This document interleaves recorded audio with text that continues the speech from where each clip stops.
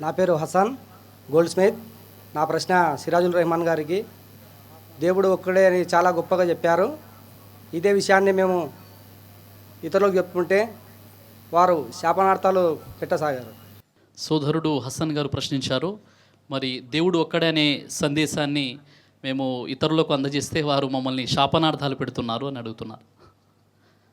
సోదర మహాశివులారా, మహాప్రవక్త రసూలుల్లా సల్లల్లాహు అలైహి వసల్లం వారు సత్య ధర్మమైనటువంటి ఇస్లాంని అందజేయడానికి మక్కా నుండి తాయిఫ్ పట్టణానికి వెళ్ళినప్పుడు ఆయనపై రాళ్ల వర్షం కురిపించారు ముస్లిమేతరులు. అయినప్పటికీ కూడా ఆయన సహనాన్ని వహించారు, వారి కోసం దువా ప్రార్థన కూడా చేశారు. అయితే మరి మీరు దేవుడు ఒక్కడే అని చెప్పినప్పుడు శాపనార్థాలు పెడుతున్నారు అన్న విషయం ఏదైతే చెప్తున్నారో, నిజంగా ఈ శాపనార్థాల గురించి ఇస్లాంలో చెప్పబడినటువంటి విషయము ఏమిటి అంటే, సునన్ అబూ దావుద్ అదబ్ ప్రకరణం అబూ దర్దా రదియల్లాహు అన్హు వారి ఉల్లేఖనం ప్రకారంగా మహాప్రవక్త సల్లల్లాహు అలైహి వసల్లం వారు ఈ విధంగా తెలియచేశారు. దాసుడు ఎవరినైనా శాపనార్థాలు పెట్టినప్పుడు ఆ శాపనార్థాలు ఆకాశం వైపునకు పయనిస్తాయి. అప్పుడు ఆకాశంలోని ఆకాశ ద్వారాలు మూయబడతాయి. ఎందుకంటే శాపనార్థాలకు ఆకాశంలో ఎలాంటి స్థానం లేదు కాబట్టి. అప్పుడేం జరుగుతుంది, ఆ శాపనార్థాలు ఎప్పుడైతే ఆకాశ ద్వారాలు మూయబడతాయో వెంటనే కిందికి రావడం జరుగుతుంది. రాగానే నేరుగా భూమి వైపునకు రాగానే భూమి ద్వారాలు కూడా మూయబడతాయి. ఎందుకంటే భూమిలో కూడా శాపనార్థాలకు స్థానం లేదు కాబట్టి. ఆ తర్వాత ఆ శాపనార్థాలు కుడి మరియు ఎడమ వైపునకు వెళ్ళేటటువంటి ప్రయత్నం చేసి చివరికి ఎటూ వెళ్ళలేక శపించబడినటువంటి వ్యక్తి దగ్గరికి వెళ్తాయి. ఒకవేళ ఆ వ్యక్తి శాపనార్థానికి అర్హుడు అయితే అతనికి తగులుతుంది, లేనట్లయితే శపించిన వాడి వద్దకే వెళ్తుందని రసూలుల్లాహ్ సల్లల్లాహు అలైహి వసల్లం వారు తెలియజేశారు. కాబట్టి శాపనార్థాలు మనం ఎవరైనా పెట్టినప్పుడు నిజంగా హక్పై సత్యంపై ఉంటే ఆ శాపనార్థాలు తగలవు. ఈరోజు ముస్లింలు సైతం శాపనార్థాలు పెట్టుకున్నారు, ముస్లిమేతలు సైతం శాపనార్థాలు పెడుతున్నారు. ఈ శాపనార్థాలు అనేది కామన్ అయిపోయింది. కానీ ఎవరైతే సత్యంపై ఉంటారో వారికి శాపనార్థాలు శోభించవు. ఎవరైతే అసత్యంగా శాపనార్థాలు చేస్తాడో, ఒకవేళ అందులో సత్యం లేని పక్షంలో శాపం పెట్టిన వారి వద్దకే అది మళ్ళీ తిరిగి వెళ్తుందని రసూలుల్లాహ్ సల్లల్లాహు అలైహి వసల్లం వారు తెలియజేశారు.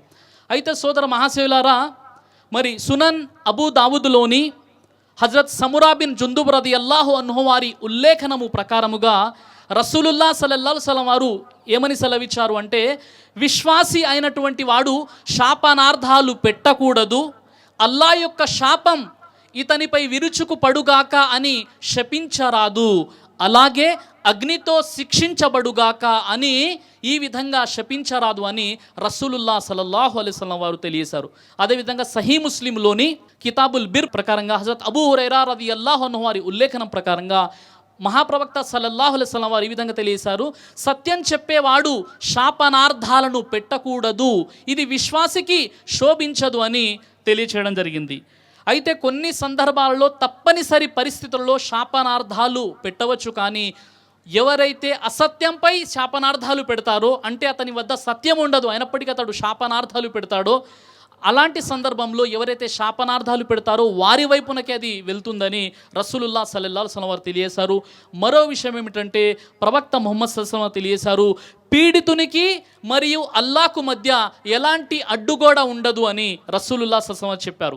ఎవరినైతే అన్యాయంగా దౌర్జన్యం జరిగినటువంటి వ్యక్తికి మరియు అల్లాకు ఎలాంటి అడ్డుగోడ ఉండదు, అంత నేరుగా అల్లాహ్ సుబ్హానహు వ తఆలా అతని మాటను వింటాడు అనేటటువంటి విషయాన్ని రసూలుల్లాహ్ సల్లల్లాహు అలైహి వసల్లం తెలియజేస్తూ, కాబట్టి పీడితుని యొక్క హక్కుని మీరు చెల్లించండి అని రసూలుల్లాహ్ సల్లల్లాహు అలైహి వసల్లం చెప్పారు. ఇక చివరిగా మహాప్రవక్త రసూలుల్లాహ్ సల్లల్లాహు అలైహి వసల్లం వారి కాలం తర్వాత హజరత్ సయీద్ బిన్ జైద్ రదియల్లాహు అన్హు వారు, ఈయన అషరే ముబషిరుల్లో ఒకరు. హజరత్ సయీద్ బిన్ జైద్ రదియల్లాహు అన్హు వారి కాలంలో ఏం జరుగుతుందంటే, ఒక యూద స్త్రీ హజరత్ సయీద్ బిన్ జైద్ రదియల్లాహు అన్హు వారి యొక్క స్థలాన్ని ఆక్రమించుకొని ఈ స్థలము నాదే అని ఆమె బూటకపు అసత్యాన్ని ప్రకటించడం జరుగుతుంది. అప్పుడు సయీద్ రదియల్లాహు అన్హు వారు ఏం చేస్తారంటే, ఆయన అల్లాను సాక్షిగా పెట్టి ఆమెకు ఒక శాపనార్థం పెట్టడం జరుగుతుంది. అదేమిటంటే, నీవు ఇందులో అబద్ధం చెప్పి ఉన్నట్లయితే నీవు గుడ్డి దానివి అయిపోయి ఇక్కడ ఉన్నటువంటి బావిలో పడి చనిపోవుగాక అని ఆయన శపించడం జరుగుతుంది. ఆ తర్వాత సయీద్ బిన్ జైద్ రదియల్లాహు అన్హు వారు బ్రతికి ఉన్నప్పుడే ఆ కాలంలోనే ఆ స్త్రీ గుడ్డిదైపోతుంది. ఆ విధంగా అక్కడ ఉన్నటువంటి బావిలో పడి చనిపోవడం కూడా జరుగుతుంది. రసూలుల్లాహి సల్లల్లాహు అలైహి వసల్లం వారు చెప్పినటువంటి హితోక్తి ప్రకారంగా ఏ వ్యక్తి అయితే అన్యాయానికి గురవుతాడో అతడు అల్లాహ్తో దువా చేయాలి, సహనం వహిస్తే అతని పక్షంలోనే ఇది మేలు చేకూర్చబడేటటువంటి ఒక విశ్వాసం అవుతుంది. కాబట్టి మీ ప్రశ్నకు సమాధానం దొరికిందని నేను ఆశిస్తున్నాను.